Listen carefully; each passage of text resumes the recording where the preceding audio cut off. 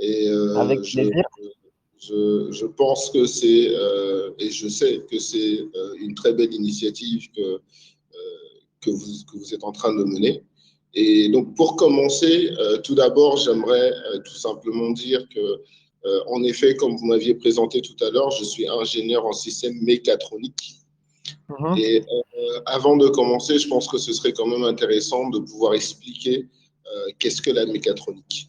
Et bien, la mécatronique, c'est la combinaison synergique et systémique de la mécanique, l'électronique, le contrôle, l'automatisme industriel et l'informatique. Et donc, c'est une science qui est multitransdisciplinaire, qui permet aujourd'hui de toucher à tous les secteurs d'activité. Donc, donc, pour ma part, c'est en 2014 que Jakita Robotics a été créée. Elle a été créée dans le but de proposer une prestation globale autour de la mécatronique, en offrant à nos clients des solutions d'innovation et de développement hors pair dans le domaine de la mécanique, les systèmes biomécatroniques, les systèmes embarqués, les systèmes électromécaniques, la sécurité physique et intelligente, la métrologie, le prototypage rapide et ou encore l'art. Dans l'art, c'est aussi un point qu'on a développé pour tout ce qui est sculpture de buste. Et donc, c'est un peu plus ou moins pour vous expliquer qu'est-ce que Jakita Robotics et les différentes activités que nous menons. Et donc, nous avons comme objectif à court et moyen terme d'abord d'apporter des solutions idoines aux problèmes des Maliennes et des Maliens, mais aussi de toute la sous-région. Dans différents secteurs, à savoir l'industrie, la santé, l'agriculture, l'éducation, tout en prenant quand même le Made in Mali. C'est quand même important. Oui. C'est un côté qui est vraiment, vraiment important. Exactement. Et à long terme, l'objectif serait de promouvoir et même de vulgariser la mécatronique dans toute la sous-région ouest africaine, afin qu'on puisse quand même bâtir ce pont qui nous a longtemps séparés des pays développés. Exactement. D'accord. Et Monsieur Diakité, je viens de remarquer qu'on a déjà Moukata avec nous. Bonsoir, Monsieur Kita. Bonsoir, comment allez-vous? On va très bien. C'est possible d'activer la caméra? Oui, oui, très bien. D'accord, d'accord. Ok, un instant. Start sharing.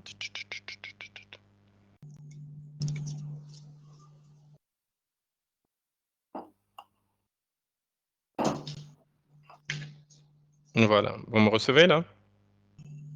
Non, pas encore. Pas encore. Oui. Un instant. Il paraît que je suis bloqué là. Webcam share unlocked. So, essayez de voir de votre côté si c'est pas. Non, c'est pas. Peut-être que c'est au niveau du navigateur. Voilà. Vous êtes sur le PC ou avec le téléphone? Oui, sur le PC. Je vais réessayer. Là, je Donc, fais le c'est au test. niveau Ça du marche. navigateur. Le téléphone. Voilà. Normalement, ça doit donner. Et là, toujours rien. Non. Oh, il dit webcam share unlocked. Ok, Oui, c'est peut-être c'est le navigateur. Exactement, D'accord, c'est alors le navigateur. je vais changer de navigateur, aller sur le Chrome. Vous pouvez même utiliser les téléphones, ça passe encore plus mieux. D'accord, un instant, j'ai utilisé Chrome d'abord parce que le téléphone, j'ai pas les écouteurs pour le téléphone. Un instant. Ah, d'accord. Ok, donc je reviens dans 30 secondes. D'accord, sans souci. Ok, super. À tout de suite. Oui. Donc, tout de suite, il y a eu M. Diakité qui nous a un peu défini qu'est-ce que c'est qui est la mécatronique en gros. Et par la suite, il a donné plus de détails sur l'activité que Diakité Robotique effectue en quelque sorte et leurs objectifs et tout. Il a même touché le côté médical. Bon, avant que Monsieur Keita nous revienne, aujourd'hui, Abdoulaye, Monsieur Diakité, qu'est-ce que vous pensez aujourd'hui du Made in Mali? Est-ce que vos produits, en quelque sorte, il y a... Bon, disons que est-ce que la clientèle, elle est majoritairement malienne d'abord? En effet, aujourd'hui, à ce jour, oui, notre clientèle, elle est majoritairement malienne. Mais nous sommes actuellement en train de prospecter un peu dans la sous-région. Nous allons entamer ces procédures-là très, très bientôt. Nous avons déjà commencé un peu en Guinée. Et nous sommes en train d'essayer de voir pour prospecter aussi en Côte d'Ivoire et au Sénégal. Mais actuellement, tous nos produits sont généralement utilisés ici au Mali. Par les Maliens. Voilà, par les Maliens. Et quand on veut parler de cibles, est-ce que c'est principalement des Maliens particuliers ou peut-être les grandes structures? En réalité, non. Au fait, quand on regarde le domaine de la mécatronique, depuis 2014 à ce jour, effectivement, on était focalisé sur des cibles bien définies, à savoir les usines. Tout ce qui est dans l'industrie, c'est vraiment les usines. Dans le domaine de la sécurité, c'est vraiment les hôtels, ainsi de suite. Et dans le domaine de la santé, c'est vraiment la population. Donc, en réalité, nos cibles dépendent des secteurs d'activité que nous attaquons et surtout de la problématique que nous arrivons à recenser. D'accord. Je vois en gros. C'était une question, bon, elle n'était pas vraiment dans mon programme, mais vu que vous avez parlé du Made in Mali, donc la question était de savoir si réellement les Maliens étaient preneurs. Et là, c'est fort intéressant de les savoir. En effet. Donc, je rappelle à nos auditeurs une fois de plus que si vous avez des questions ou interactions, il y a le chat. Il faudrait juste regarder en haut de l'interface à gauche, il y a une petite icône où vous pouvez retrouver la discussion publique là-bas. Vous pouvez nous laisser vos réactions et même des questions. Vers nos intervenants vont se faire un plaisir de répondre à vos questions, Inch'Allah. Donc, Monsieur Keita, bonsoir. Bonsoir à vous. Vous m'entendez? Oui. Très bien. Oui.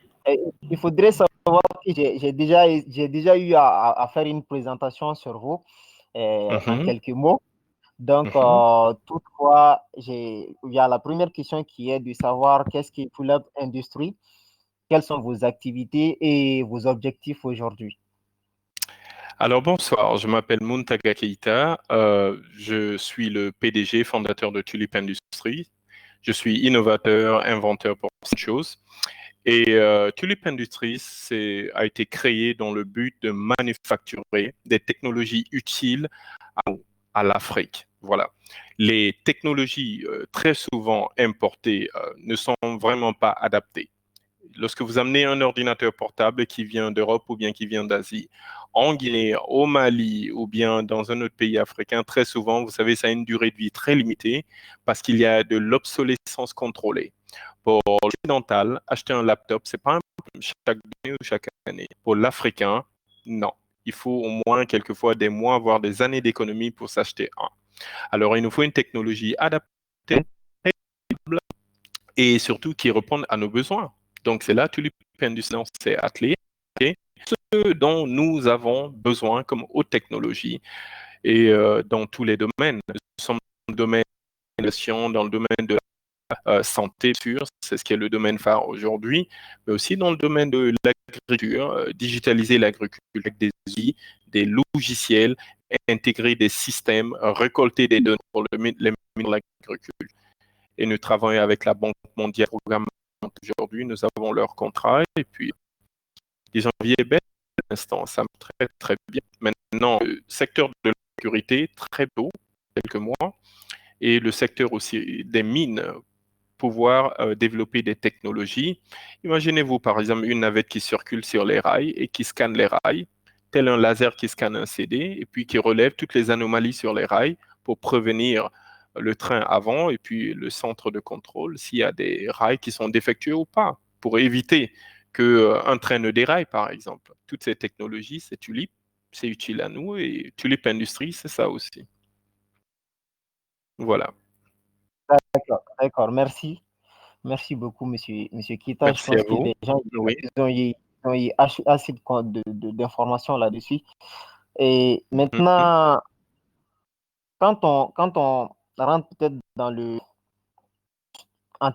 concernant notre thème, la deuxième Mhm. question, c'est en termes de croissance aujourd'hui et en comparaison aux autres continents, à quel niveau situez-vous l'Afrique en termes de croissance en matière de développement robotique, etc. Eh Est-ce bien, nous qu'aujourd'hui... sommes au... Mhm. Oui, Allez-y. allez-y, allez-y. Oui, Eh bien, nous sommes au niveau embryon. D'accord. C'est pas un problème. N'ayons aucun complexe par rapport à ça. Nous sommes à un niveau très embryonnaire. Au moment où eux, ils sont au niveau de la physique quantique, la chimie quantique, eh bien, nous sommes aussi en train de développer notre propre technologie. Mais n'oubliez pas une chose qui est bien à rappeler à tous les Africains. La technologie, c'est l'étude de la technique. La technique était déjà propre à l'Afrique avant l'esclavage, la colonisation, avant même l'interaction avec l'Europe. Nous procédions à des opérations à crâne ouvert, à cerveau ouvert, avant même que les Européens n'aient foulé le sol de l'Afrique. oui, Bien sûr, c'était rudimentaire, on avait des pertes. N'oubliez pas que les Égyptiens qui étaient noirs, eux aussi faisaient déjà des opérations de la cataracte. Il y a de cela 4000 à 3000 ans avant Jésus-Christ. Vous comprenez? Donc, c'est plutôt la rencontre avec l'Occident qui nous a ralenti, c'est-à-dire et qui a bloqué à un moment notre avancée technologique telle que l'esclavage, qui nous a dépeuplés en ressources humaines, en cerveau et autres, la colonisation qui a totalement aussi drainé, affaibli même nos ressources. Et maintenant, nous essayons de revenir encore sur la scène. Donc, en fait, c'est comme un comateux, un mort qui renaît de ses cendres. Donc, pour l'instant, ce sont des technologies bien sûr occidentales, asiatiques que nous voyons. Nous essayons d'imiter, d'innover nos propres technologies qui concurrencent. Donc, à ce niveau, nous sommes encore embryonnaires. Mais voilà une chose, on ne se décourage pas, on continue. Parce qu'en 1980, la République populaire de Chine avait le même PIB, les mêmes avancées technologiques que la Côte d'Ivoire, la République de exactement. Côte d'Ivoire. Et aujourd'hui, la Chine Exactement. dépasse l'Amérique de loin, dépasse la Russie de loin. Et dans presque tous les domaines, que ce soit domaine spatial, domaine de la nanotechnologie ou bien même de la physique quantique, la téléportation a été faite par les Chinois pendant deux secondes, envoyer des particules dans l'espace qui sont revenues téléportées. Vous comprenez? Et l'Amérique est à ce niveau. Donc, la Chine n'a pas eu de complexe. La Chine l'a fait lentement, sûrement, depuis 1980. Jusqu'à Et aujourd'hui. voilà, et jusqu'à aujourd'hui. Dans l'Afrique aujourd'hui, en fait, je déclare l'indépendance technologique de l'Afrique. Et je l'assume aussi, comme en 58 Sékou Touré l'a fait pour nous, eh bien c'est la Mhm. même chose que je fais ici. Je déclare le début de l'indépendance technologique. Nos technologies, vu qu'elles récoltent nos données, doivent nous appartenir. On ne demande pas, on arrache cette indépendance. Donc, Monsieur Diakité qui est là, que j'ai rencontré surtout. Bonjour, Mr. Diakité. On s'est rencontrés à Abidjan. C'était génial, c'était super. J'étais fier de voir un frère africain dedans dans cette robotique. Bien sûr, les autres ont des robots qui sont déjà capables de sauter et faire des galipettes. Ce n'est pas un Exactement. problème. Nous sommes derrière, nous ramons, mais nous allons y arriver, parvenir. Ce que M. Arrivé. Diakité fait, c'est excellent. Il faut continuer, ne jamais se décourager. Parce que nous allons atteindre ce niveau un jour où c'est eux qui vont venir. Exactement. Et je Exactement. vous donne un exemple. Savez-vous que la borne médicale, M. Diakité, cette borne que vous avez vue, que j'avais amenée à Abidjan, cette borne a été copiée par une Ah entreprise, bon? une start-up française. Oui, elle a été copiée et grossièrement. Donc nous, au lieu d'avoir peur, on était plutôt fiers de voir qu'une invention africaine est reprise. C'est comme l'invention, par exemple, de M-Pesa au Kenya, qui a été volée par des sociétés étrangères et maintenant qui commence maintenant à battre tout le système bancaire traditionnel ici et ailleurs. Donc, n'ayons aucun complexe, allons-y sûrement, mais allons-y lentement, mais sûrement. Voilà. D'accord. Merci. Merci beaucoup, Monsieur Keita. Et Merci. Mhm. Monsieur Diakité, si vous avez quelque chose à ajouter, si je reprends la question aussi, toutefois, si vous avez quelque chose à ajouter à ce que Monsieur Keita, il vient juste de dire. Merci bien. Déjà, je souhaite la bienvenue à mon frère Muntaga. Et Merci. merci pour le shout-out et félicitations encore une fois Merci pour à vous. et en effet, je pense que Muntaga a déjà fait le tour un peu de la question. Le petit point que moi j'aimerais rajouter, c'est qu'en effet, il faut savoir que l'Afrique est longtemps restée en marge, malgré toutes ces découvertes qui ont eu lieu depuis 200, 300, 400 ans avant JC, jusqu'à nos jours. Mais la réalité, la triste réalité est que, en effet, nous sommes restés en marge maintenant. Mais ce point dire que l'Afrique n'est pas structurée. J'ai comme coutume de dire que le pont que nous allons séparer des pays développés est actuellement en train de se construire. Le pont est actuellement en train de se bâtir. Et cela grâce à la révolution 4.0. Le digital aujourd'hui, la robotique. Et il faut que les Africains comprennent qu'aujourd'hui, et comme d'ailleurs, on peut toujours tout vous voler, sauf la matière grise que vous avez. Donc, tant que nous arrivons Exactement. à continuer à cultiver cette matière grise-là, c'est possible. C'est un rêve qui est réalisable. Et à titre d'exemple, aujourd'hui, lorsque vous regardez en Afrique, il y a quand même 5 pays qui sont bien cotés dans le domaine de la robotique et des systèmes automatisés. Comme quand il a pris l'exemple tout de suite, par exemple le Kenya. Le Kenya est très avancé, le Maroc aussi, l'Égypte de même, le Nigeria et même l'Afrique du Sud. Maintenant, les autres pays sont aujourd'hui à l'étape, en effet, embryonnaire, mais il y a quand même quelque chose qui se passe. Et quand on regarde, ne serait-ce que dans les écoles, vous savez, j'ai comme coutume de me dire que quand vous voulez changer quelque chose, ce n'est pas du jour au lendemain. C'est quelque chose qu'il faut préparer, qui va prendre du temps, qui va prendre au moins 30, voire 40, 50 ans. Et quand vous regardez aujourd'hui la robotique, par exemple, depuis quelques années, il y a des concours de robotique qui sont organisés. La première compétition de robotique, le parc, a eu lieu à Dakar. Et ensuite, elle a eu lieu l'année dernière au Ghana. Cette année, elle devait avoir lieu au Rwanda. Donc, c'est pour vous dire qu'aujourd'hui, je pense que nous avons compris qu'il est important d'intégrer ce domaine-là dans l'éducation à bas âge. À bas âge pour que ces enfants, comme Moutaga l'a dit, quand vous regardez la Chine, ainsi de suite, c'est des pays qui ont eu à intégrer cela dans leur éducation de base pour que les jeunes puissent grandir avec et qu'ils puissent, au moment où ils vont commencer à travailler, avoir un certain niveau. Donc, je me dis quand même que je reste convaincu que c'est possible et que l'Afrique arrivera aujourd'hui à rehausser la tête. L'exemple de la technologie qui a été développée par Muntaga, c'est une fierté pour nous aujourd'hui de savoir qu'elle a été reprise par une start-up européenne. Donc c'est pour vous dire Vraiment. que nous sommes capables et nous allons y arriver. Voilà. D'accord. Et merci, monsieur Kité. Avant de revenir vers Montara une fois de plus, monsieur Diakité, vous personnellement, à votre niveau, quels ont été les obstacles que vous avez eu en vous lançant dans ce domaine, surtout au Mali ou disons en Afrique en général? Quels étaient les obstacles? Merci pour cette question. Vous savez, les obstacles en Afrique, et plus précisément au Mali, je pense que tout entrepreneur est buté plus ou moins aux mêmes obstacles que nous connaissons tous, à savoir Exactement. que le domaine d'expertise, en effet, apportera une différence après, mais nous sommes plus quand même tous confrontés au même problème. Moi, pour ma part, dans le domaine de la mécatronique, au Mali d'ici, lorsque je suis venu et que j'ai commencé, beaucoup disaient que j'étais fou. Parce que, bon, Ça, c'est sûr.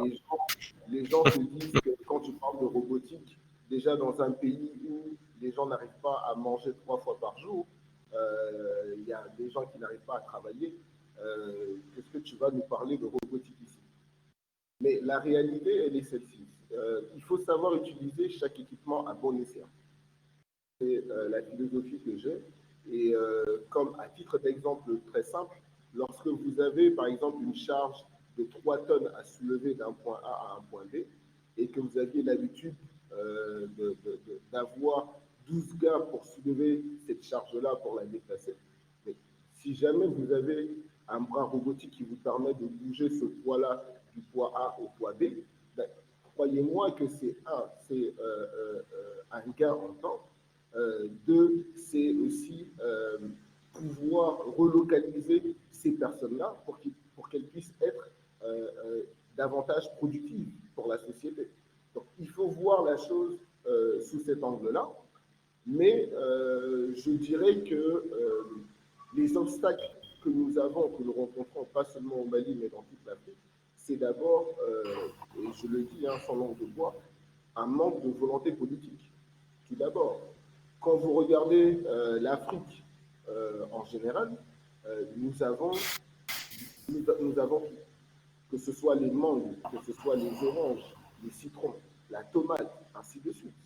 Mais comment est-ce que vous pouvez comprendre, par exemple, que dans un pays comme le Mali, par exemple, nous produisons de la mangue, mais il arrive des moments où toute cette mangue-là est pourrie et on est obligé de la jeter. Il n'y a pas de transformation. Exactement. Voilà, donc il y a beaucoup d'exemples comme ça. Encore pire, c'est pas pour vous interrompre, mais encore pire, il y a des pays comme peut-être ici au Maroc qui vont récupérer les mangues là chez nous pour venir transformer ça ici et aller nous des jus encore plus chers au Mali qu'ici. Alors que la matière première de base, elle vient de chez nous. Exactement.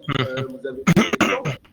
Quand on prend le bétail, j'ai la chance de travailler avec la première boucherie moderne au Mali. Et croyez-moi, mais toutes les peaux sont exportées. Toutes les peaux sont exportées. Et pourtant, c'est cette même peau que nous réachetons après. Comment? Avec des chaussures, avec des sacs, ainsi de suite. Donc, je pense que quelque part, c'est pour ça, moi, personnellement, je mets d'abord la volonté politique au premier plan, suivi ensuite de la formation. Parce que c'est bien beau d'observer les lacunes, mais quelles sont les solutions adéquates que nous mettons en avant? Et ces solutions devraient d'abord passer par la formation. Formation déjà des plus jeunes aux plus âgés. Ce serait aussi de mettre en place des solutions pour que lorsque les élèves aient leur bac, au lieu que tout le monde aille, je n'insinue rien contre personne, mais au lieu que tout le monde soit dans un même domaine, pourquoi ne pas diversifier? Pourquoi ne pas montrer les différentes branches qui existent?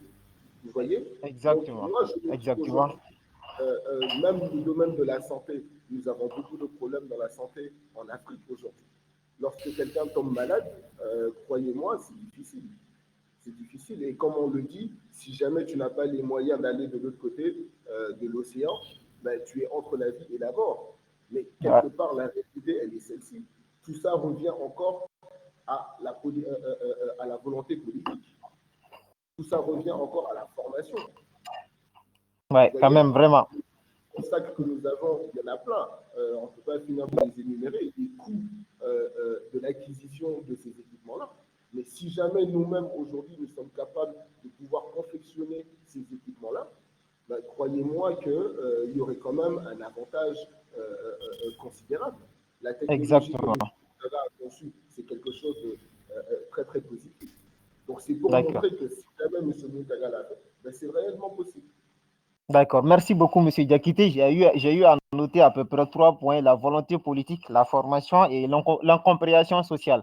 C'est-à-dire du fait que les Maliens, ils n'ont pas compris en quelque sorte vos activités en gros. Et monsieur Moutara, il y a M. Diakité qui vient de nous parler des obstacles et vous, de votre côté, les opportunités que ce secteur représente aujourd'hui. Quelles sont les opportunités? Les opportunités sont géniales. Il y en a tellement. Ni moi qui est avec Tulip, ni M. Diakité seul. On ne peut pas être les seuls à profiter de tout ça.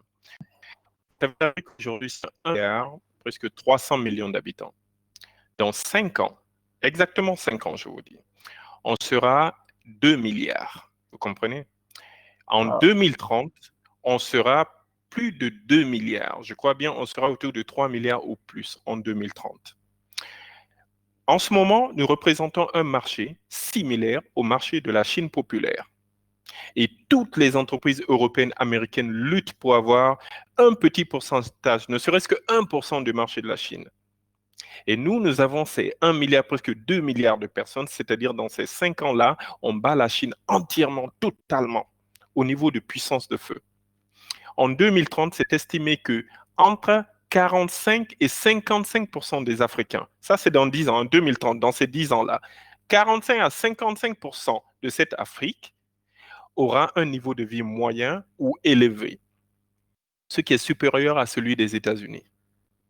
Parce qu'aux États-Unis, si vous avez 20 dollars dans votre compte en banque, 20 dollars dans votre compte en banque, je parle de 20 dollars, et vous n'avez aucune dette extérieure, ni d'école, des études, ni de voiture, ni de maison, vous, avec vos 20 dollars, vous faites partie des 10% des Américains les plus riches, avec 20 dollars. Et l'Africain, n'ayant de toute façon même pas de dette dans les banques, et vos titres fonciers vous appartiennent, vos maisons, même si vous avez hérité, vous avez construit, ça vous appartient vous-même, vous vous retrouvez avec un pouvoir d'achat, une puissance de feu supérieure à celle des Américains.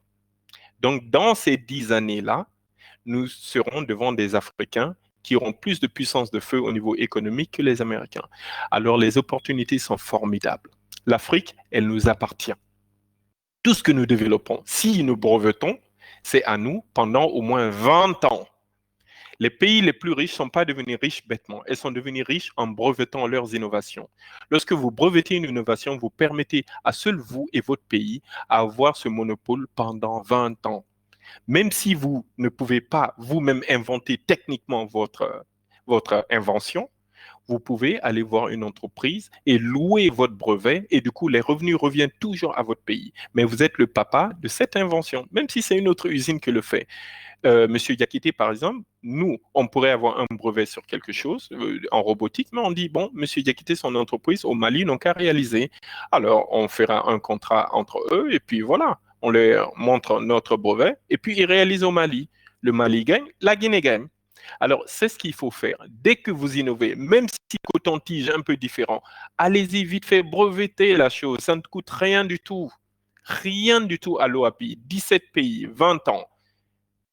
Et vous devenez riche, et votre pays aussi, si vous savez bien le faire. Donc, les opportunités sont formidables. En matière de santé, presque rien n'est fait. Quasiment rien n'est fait par les Africains. Je vous donne par exemple un exemple. Je soumissionne en ce moment dans un pays qui essaye de digitaliser leur système de santé. Le cahier des charges n'a pas été fait dans ce pays, ça a été fait en Suisse. Donc, eux, ils se sont arrangés en Suisse de faire en sorte qu'aucune entreprise africaine ne puisse soumissionner. Comprenez? Aucune ne peut soumissionner. Lorsqu'on vous demande de déposer 300 000 € en garantie, dès que vous soumissionnez l'offre, on vous demande déjà ça, 300 000 €. Lorsqu'on vous dit que tous vos directeurs doivent avoir entre 5 et 7 ans d'expérience, lorsqu'on vous dit que vous-même, vous devez prouver avoir réalisé des projets, au moins 5 projets similaires avec résultats probants, même les entreprises européennes ne peuvent pas toutes prouver cela. Alors, lorsque maintenant vous faites cet appel d'offres dans votre pays africain comme ça, ben vous êtes sûr et certain, c'est un grand groupe pharmaceutique européen qui va avoir le marché là. En digitalisant toute votre santé, en prenant toutes vos données médicales de tout le monde, papa, maman, tante, oncle et tout le monde, et envoyer ça en Europe pour aller faire des algorithmes là-bas et pour mieux connaître les choses. Mais vous perdez. Vous croyez gagner en digitalisant vos hôpitaux et tout. D'accord, mais c'est un gain à court terme. À long terme, vous perdez parce que vous n'êtes plus maître de vos données. Aujourd'hui, 6 fois plus cher à la revente qu'une donnée bancaire pour un hacker. Quand un hacker vous hack le compte en banque, s'il gagne 100 $, bah, avec la donnée médicale, lorsqu'on hack votre donnée, vu qu'elle ne change jamais, presque, bah là, il se fait payer 6 fois plus. Donc, les opportunités sont formidables. Là, on ne parle que de santé. La sécurité, la même chose. Comment ça se fait que presque tous nos aéroports en Afrique, vous verrez un petit ticket don de l'Union européenne? Mes chers camarades africains, il n'y a pas de dons gratuits. Voilà. Lorsqu'un don est gratuit, c'est vous le produit, en fait. Lorsque vous voyez en matière d'éducation aussi, par exemple, nous avons soumissionné ici à une offre, ministère de l'Éducation, qui cherche à digitaliser parce qu'il y a beaucoup de fraude dans les examens. Nous avons toute la panoplie pour empêcher toute fraude. Tout est digitalisé avec nos équipements et tout de A à Z. La nation entière est très facile. OK? Eh bien, on se rend compte que d'autres court-circuitent pour proposer des tablettes Apple, des tablettes Samsung. Ça sont des tablettes de salon. Ce sont des tablettes faites pour la maison. C'est pas des trucs Exactement. professionnels. Alors que nous, on propose des tablettes GPS intégrées d'une épaisseur de 2 centimètres. Vous pouvez les jeter dans la boue, sous la pluie. Tout est garanti. 2 puces. C'est dire tout y est NFC. Bah, d'autres viennent nous concurrencer en amenant des tablettes de maison. Et pour le ministère, ils s'en fichent. Hein. Eux, ils veulent le moins cher. Donc, ils sont de toute façon pas conscients là de ce qu'ils font. Et donc, c'est ce que je dis. Les opportunités, c'est tellement immense que même si Et, on et était mille inventeurs en Guinée, on ne pourrait pas avoir tout, c'est-à-dire saisir toutes ces opportunités, ne serait-ce qu'en Guinée. Alors, au Mali, je n'en dis même pas. L'Afrique entière, c'est impossible. Même avec 100 000 inventeurs en Afrique, on ne pourrait pas vraiment cumuler, c'est-à-dire vraiment remplir les besoins de toutes ces opportunités. Donc, innovons, créons toute une race d'innovateurs africains modernes qui brevettent surtout. D'accord? Et surtout, la volonté politique, comme il parlait tout à l'heure, M. Diakité. Oui, il y a une volonté politique. Oui, nous vivons avec des anciens qui croient encore à la machine à taper à l'ancienne, qui croient encore au gros téléphone où tu déplies l'antenne. L'antenne est comme ce stylo pour parler. Non, non, on est au niveau des algorithmes maintenant qui peuvent prédire si vous aurez le cancer demain ou pas. C'est là où on en est. À vous? Et donc, monsieur Keita, je voulais parler de. Il y a eu la COVID-19 et je sais que Mhm. vous qui avez votre invention, surtout qui est dans le domaine médical, quelle était l'opportunité? C'est-à-dire, vous n'avez pas touché à cela, mais est-ce que cette crise a présenté des opportunités de vous, de votre côté? Eh bien, lorsque les gens parlent en général de 2020, presque 99% de la population mondiale dira à bas 2020, on veut retourner en 2019 19. ou bien vérifions bien 2021 avant de rentrer dedans. Eh bien, moi, je dis c'est la plus belle année de Tulip Industries. Ça Ah, fait plus d'une année, en 2019, avril 2019, un an avant la COVID, avant que la COVID ne soit officielle, on a sorti cette borne que vous voyez là. Là, sur vos écrans, vous avez la photo de cette borne. Ça, c'était en avril 2019 à Genève. mhm. Alors, les Européens étaient très séduits. Et c'est à partir de, 2000 de cette date même qu'on a été copié en France. Eh bien, en Afrique, on a fait la sourde oreille, on a snobé. Eh bien, à chaque fois, oui, est-ce que ça a la norme CEE? CE. Vous créez en Afrique, on s'attend à ce que vous amenez en Europe, que vous certifiez en Europe pour ramener en Afrique. Comme si l'Afrique même ne pouvait pas avoir ses propres normes de certification. Alors, c'est ahurissant. Donc, un an après, la COVID arrive. Eh bien, qui avait raison? Tulip Industries, Montagakita. Faire des bornes interactives qui peuvent résoudre les problèmes au niveau épidémiologie, aussi les problèmes au niveau des médicaments distribués. Ça contrôle les médicaments, ça bloque l'oxygène du marché parallèle des faux médicaments. Et de l'autre côté, on sait à l'avance s'il y a un début d'épidémie dans un secteur, une zone, un quartier ou pas. À partir du ministère de la Santé, regardez, si on nous avait écoutés il y a de cela plus de 12 mois, on n'en serait pas là. On n'en serait vraiment pas là. Parce que nous, en Guinée, par exemple, on aurait pu avoir beaucoup d'avance. Beaucoup d'avance. Savoir, par exemple, quel est le quartier qui a des problèmes, aller circonscrire, bloquer le quartier, guérir les gens, les soigner, et c'est fini. Stopper les vols depuis le mois de février. Depuis le mois de décembre, on savait qu'il y avait la COVID. Bah, au mois de janvier, février, on aurait pu bloquer les aéroports. Parce que toute personne Exactement. infectée de COVID, toute personne est venue par les avions. Toute personne. Ouais. Ils ne sont pas venus par la route, mais par les avions. C'est avec ça tous les pays africains se sont infectés parce que nos dirigeants ont refusé ou ont eu peur de bloquer leurs aéroports. Donc, ils sont responsables. Ils sont 100% responsables. Il ne faut pas se déresponsabiliser de ça.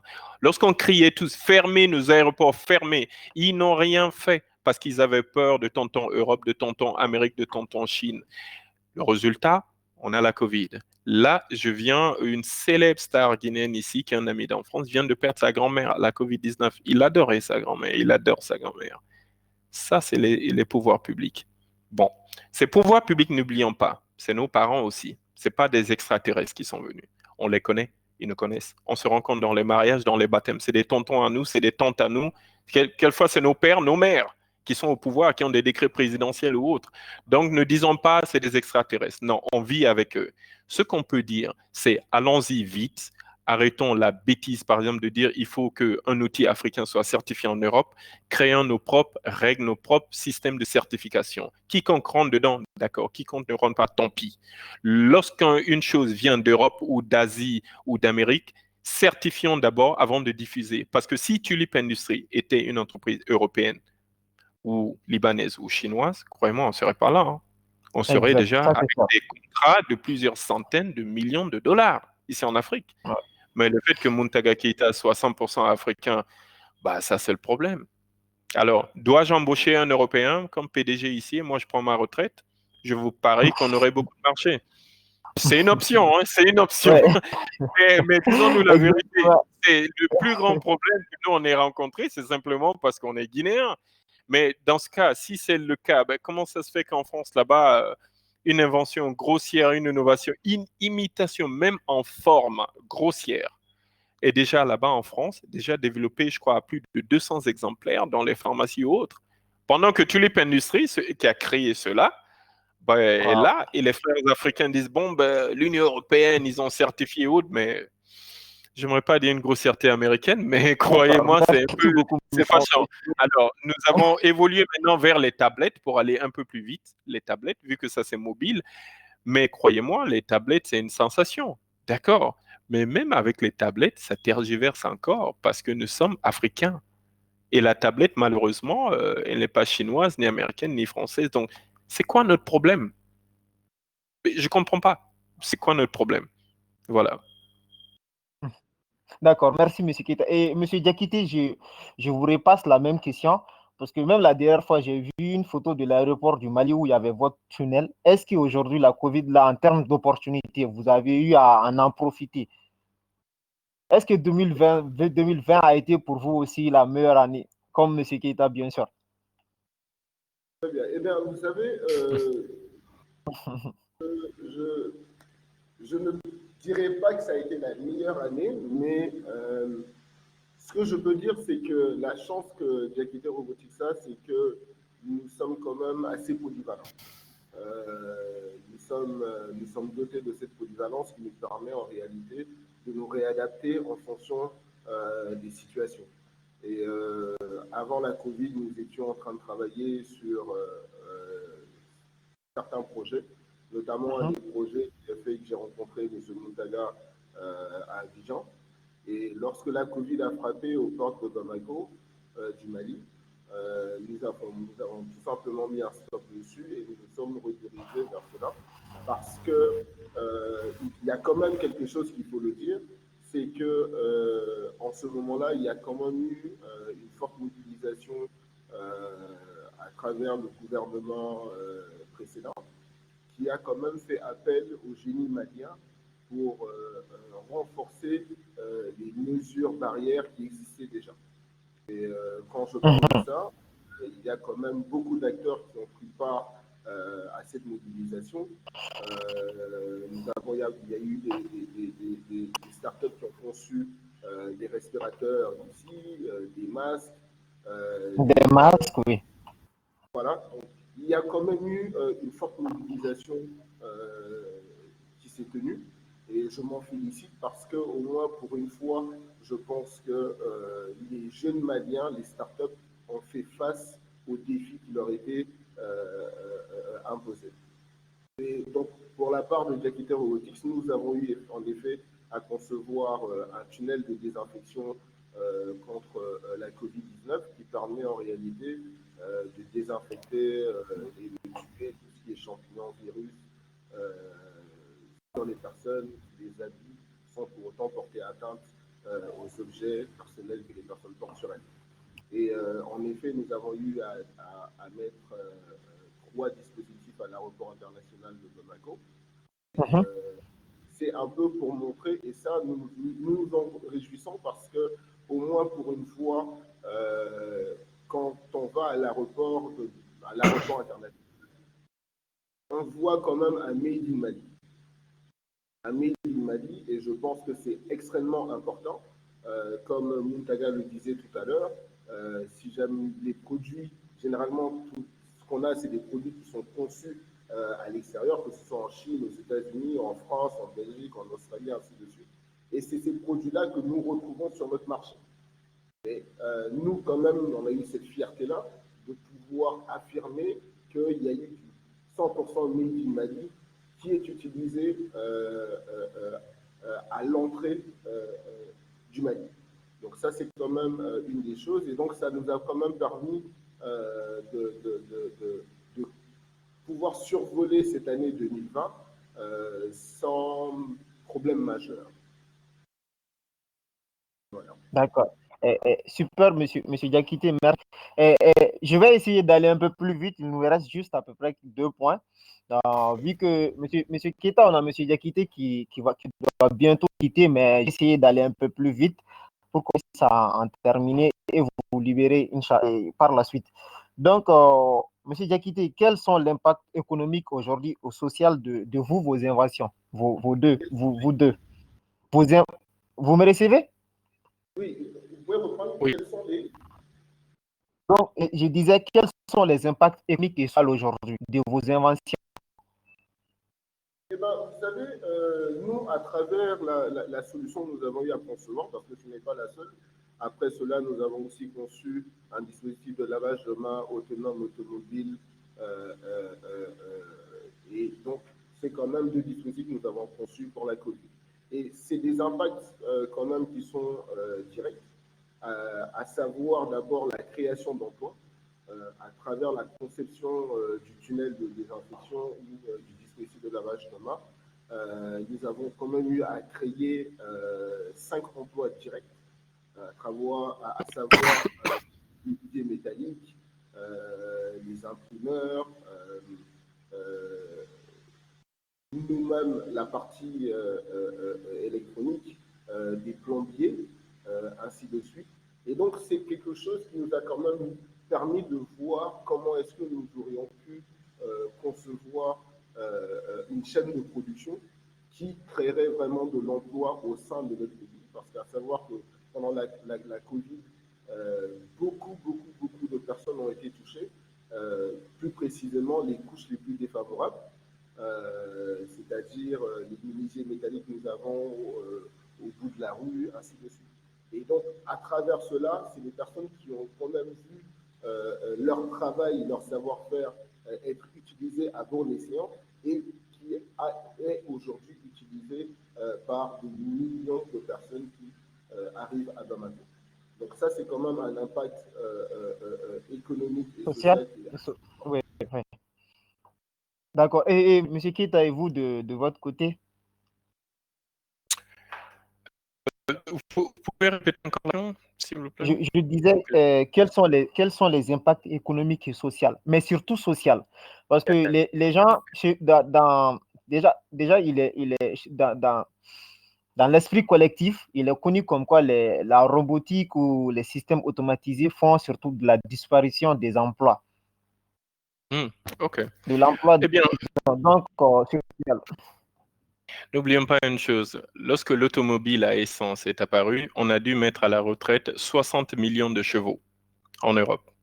C'est simplement les phases, les choses changent, le monde change et on va avec. L'eau qui descend de la montagne suit le chemin le plus naturel, mais arrive toujours à la mer, peu importe ce qui se passe. Donc, l'impact économique, c'est que nous faisons à Tulip Industries. Tulip Industries, par exemple, nous travaillons avec le ministère de la Santé de la République de Guinée.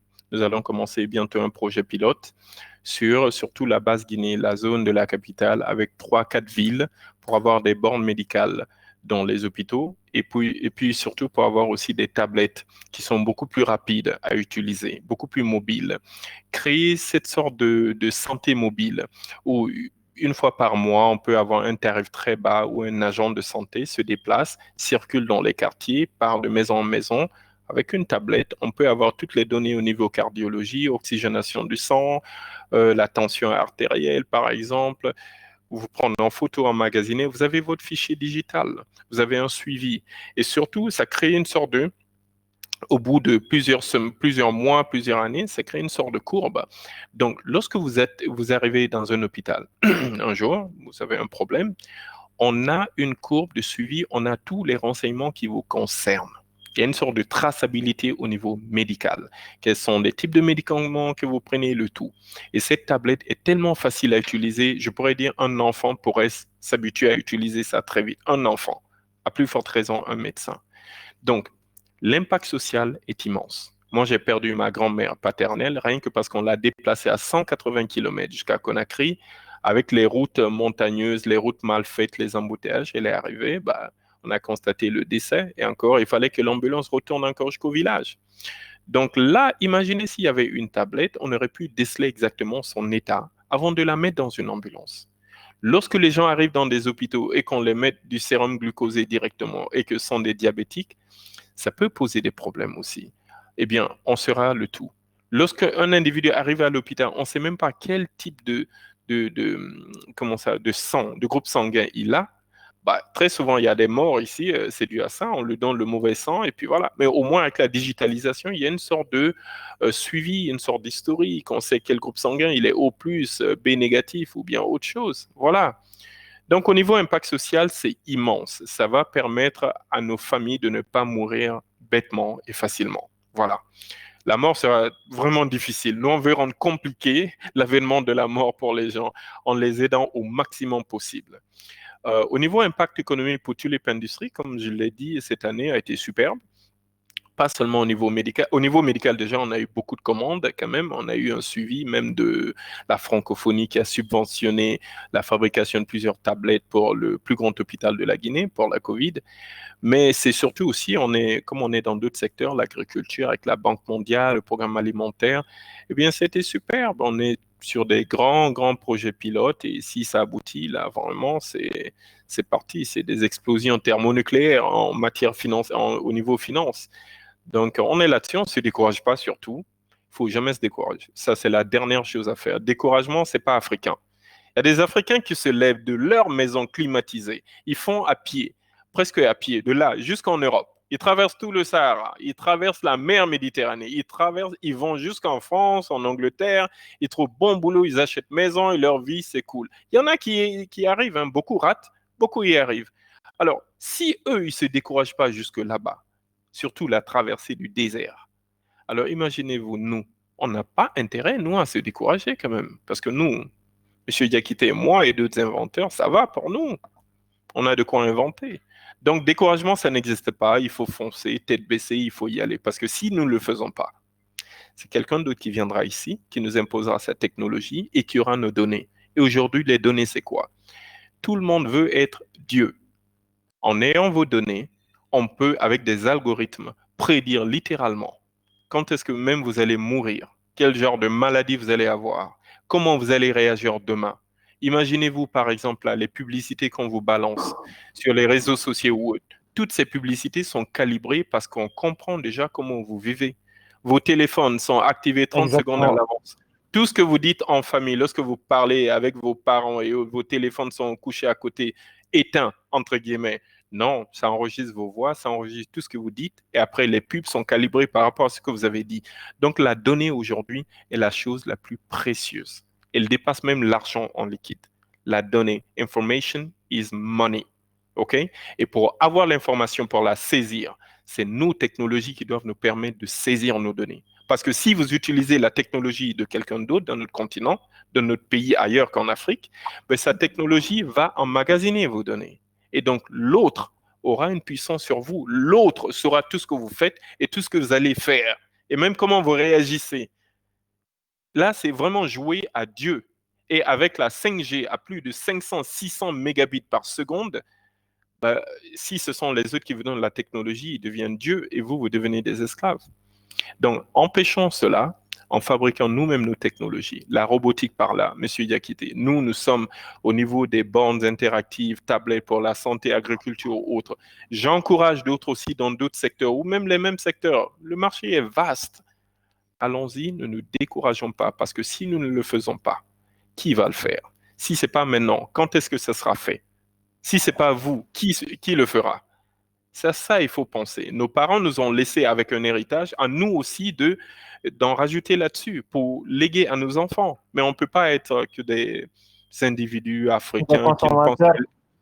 qui ne pensent qu'à l'immigration. Il faut le faire maintenant. D'accord, d'accord. Merci beaucoup, Monsieur Kita. Bon, Monsieur Diakité, pour vous laisser, vu que vous avez une réunion aussi par la suite, donc si toutefois vous avez des conseils à nous donner, quelques mots de fin, et là, vous pouvez disposer par la suite. Ben, merci bien. Je pense que malheureusement, effectivement, je dois m'en aller. Mais pour les mots de fin, je dirais que c'est important quand même pour surtout cette jeunesse-là. Parce que vous savez, aujourd'hui, la réalité, elle est celle-ci. Nos papas, nos tantis, nos mamans, elles ont déjà vécu, elles ont déjà fait leur vie.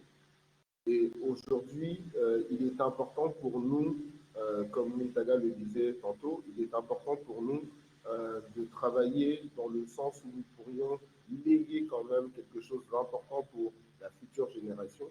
Et aussi, j'exhorte quand même cette jeune génération à observer beaucoup plus d'intérêt dans le domaine des STEM et de la robotique.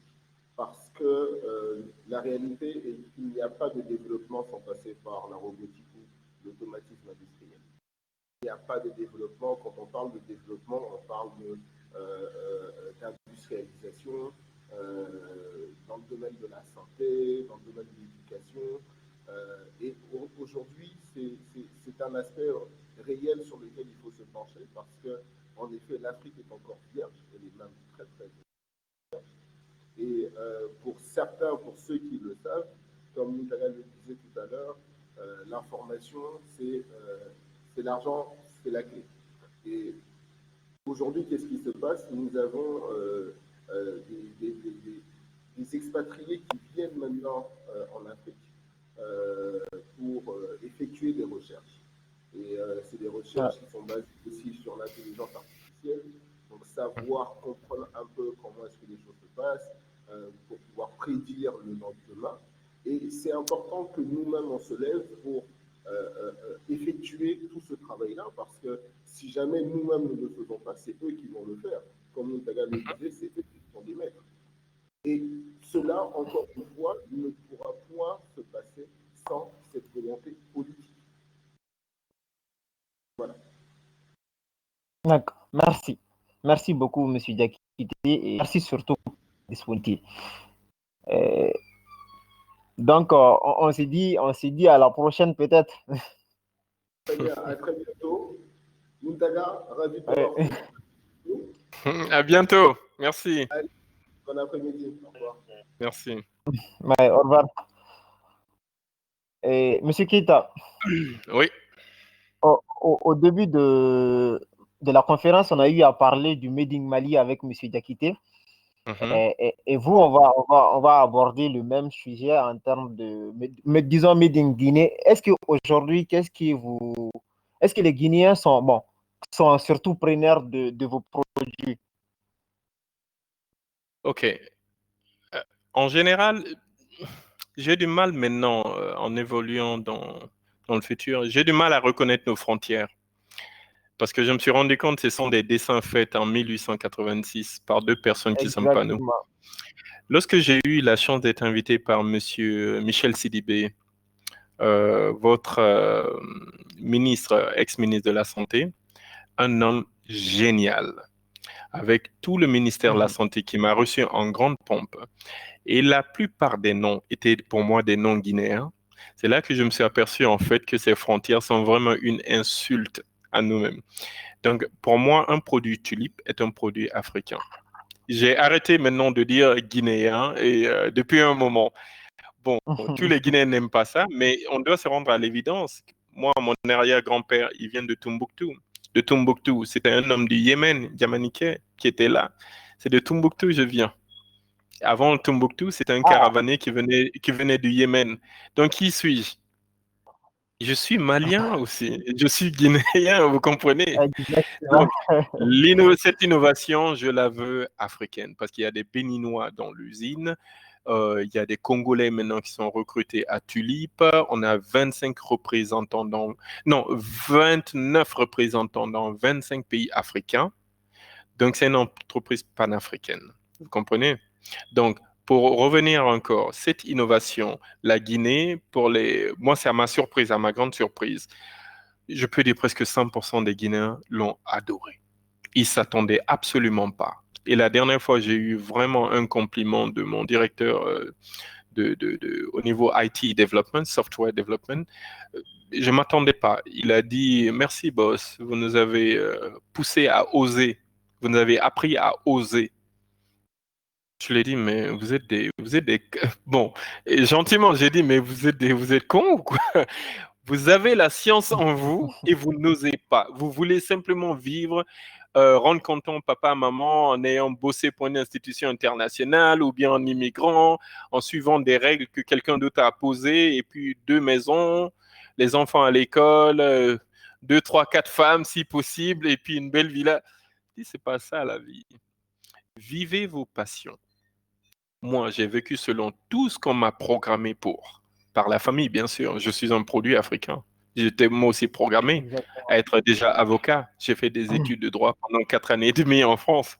Ensuite, aux États-Unis, par hasard, je suis tombé dans le milieu bancaire. Je cherchais un petit boulot. À la fin, j'ai fini par avoir un grand boulot vu que c'était prestigieux. J'ai nagé dans le système bancaire. J'étais moi aussi l'un des participants, micro-participants à la crise financière. On était dedans, c'était cool, c'était génial. Eh bien, à la fin, je me suis rendu compte d'une chose. Les gens mourants qui sont dans les hôpitaux, j'ai suivi une émission, j'ai vu que les gens mourants, ils ont fait un sondage. Qu'est-ce qu'ils ont à dire? 99% ont dit qu'ils regrettaient la vie qu'ils ont eue. Wow. 99% ont dit qu'ils regrettaient. Et lorsqu'on les a demandé quoi, tous regrettaient vouloir faire quelque chose, mais ils n'ont pas eu le temps ou l'audace de faire. Certains voulaient être des musiciens, mais leurs familles les ont obligés à être des banquiers. D'autres voulaient être des danseurs de ballet, mais ils étaient noirs. Et un noir gars baraqué qui danse au ballet, ça fait pas beau, ça fait un peu comme homosexuel. Donc, vous voyez, eux, ils ont vécu selon les normes de la cité, de la société. Ils n'ont pas vécu selon eux. Et 99% des cancéreux qui mouraient des autres, ils ont dit ils regrettent de ne pas avoir vécu cette vie, de ne pas avoir sauté en parachute, de ne pas avoir fait la moto. Lorsque j'ai demandé à mon père, maintenant qui a 78 ans, qu'est-ce qu'il regrette? Il dit il aurait voulu avoir une moto, une grosse, comme les Harley Davidson. Vous comprenez? En fait, c'était un rêve. En fait, Euh, j'ai dit, t'es sérieux? Il a dit oui. ouais. Donc, moi, c'est lorsque j'ai suivi cela que j'ai commencé, que j'ai abandonné le boulot que je faisais. J'ai dit, alors, j'ai commencé à 40 ans. Là, j'ai 43 ans. Je dis, alors, maintenant, je vais vivre ce que je veux. Bien sûr, ça va être difficile. Bien sûr, j'ai bu de l'eau et mangé du pain.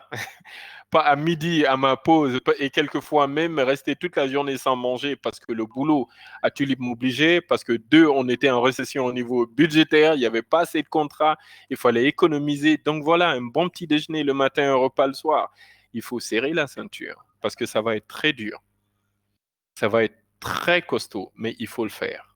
Voilà, parce que si on ne le fait pas, c'est quelqu'un d'autre qui le fera. Voilà. Donc au niveau de la Guinée, les gens ont adoré.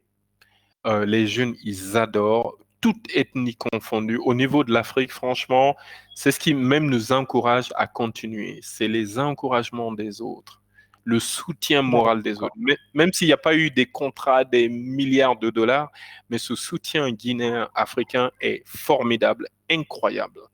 Et c'est ça Exactement. l'essence en ce moment pour nous.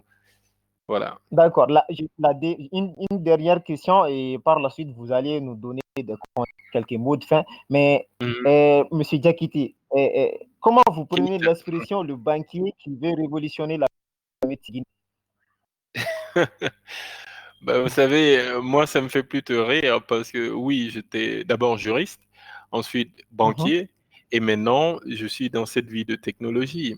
Tout ce que je veux révolutionner, c'est notre vie. Voilà. Cela me chagrine de voir un papa mourir d'une toute petite infection et tous les médecins l'envoient de gauche à droite. Les médecins, bien sûr, ils sont très intelligents, ceux qu'on a aussi. Mais malheureusement, ils n'ont pas d'outils technologiques pour déceler certaines choses. Et ça leur échappe et on les accuse à tort. D'autres, bien sûr, sont, je m'en foutiste, mais beaucoup de médecins sont conscients, mais malheureusement, sont les outils qu'ils n'ont pas. Ils n'ont qu'un stéthoscope. Donc, tout ce que je veux révolutionner, c'est à ce niveau.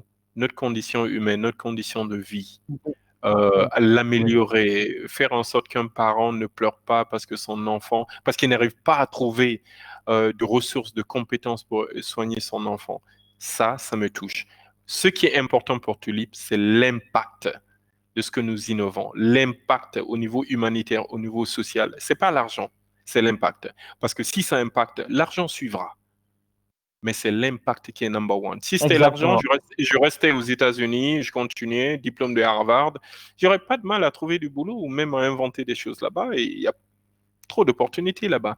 Mais l'impact, c'est au niveau de nos familles. Il faut faire quelque chose. On ne peut pas être assis à l'étranger, envoyer 100 euros chaque mois, 200 euros chaque mois. Combien d'entre nous se font arnaquer lorsqu'on est à l'étranger? Envoyez-nous 100 euros, 200 euros parce qu'on souffre ici, on souffre ici.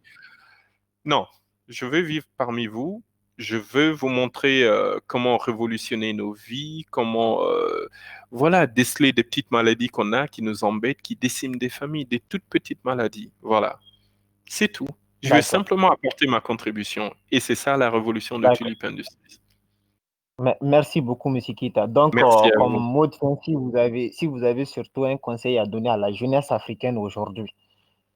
Très euh, simple. Si vous ne le faites pas, c'est quelqu'un d'autre qui va le faire à votre place et qui va vous commander. Vous avez intérêt à vous lever à le faire. Et de deux, vous n'avez pas besoin de millions exactement. de dollars pour commencer. Prenez un stylo, prenez un bout de papier, ça et ça. OK? Les deux. C'est avec ça on commence tout. Là où je suis assis, là, c'est mon bureau à domicile. C'est ici que Tulip Industries est né. Point final. C'est nulle part. C'est là.